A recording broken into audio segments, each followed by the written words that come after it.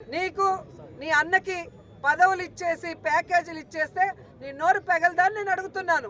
కాపాడటానికి diversion politics చేసే పవన్ కళ్యాణ్, ఎక్కడో ఏదో జరిగితే మాట్లాడే పవన్ కళ్యాణ్, సనాతన ధర్మాన్ని కాపాడుతానన్న వ్యక్తి ఈరోజు తిరుమలలో ఇన్ని అపచారాలు జరుగుతుంటే, ఇన్ని ఘోరాలు జరుగుతుంటే ఎందుకు మాట్లాడటం లేదు?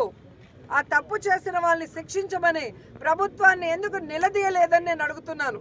ఇదేనా నీ చిత్తశుద్ధి?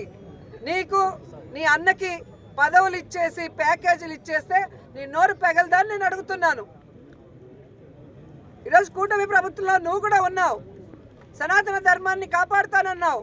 మరి ఈ విధంగా సనాతన ధర్మంలో గోమాతల్ని ప్రతిరోజు పూజించే మనము ఈరోజు వాటిని ఒక దుస్థితికి తీసుకొచ్చి అవి చచ్చిపోతుంటే దానికి కారణమైన వాళ్ళని శిక్షించండి, గోవుల్ని కాపాడండి అని బాధ్యతగా ఒక ఎక్స్-టీటీడీ చైర్మన్ గారు మాట్లాడితే ఆయన మీద కేసులు పెడతాం, ఆయన్ని నిర్బంధిస్తాం, ఆయన్ని అరెస్ట్ చేస్తాం.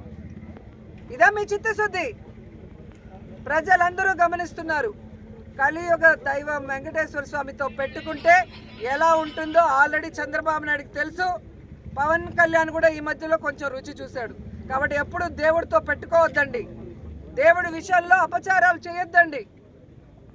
నిజంగా తిరుమల విషయంలో ఎవరు తప్పు చేసినా, ఎంత పెద్దవాళ్ళైనా కేసులు పెట్టండి, జైల్లో పెట్టండి, శిక్షించండి.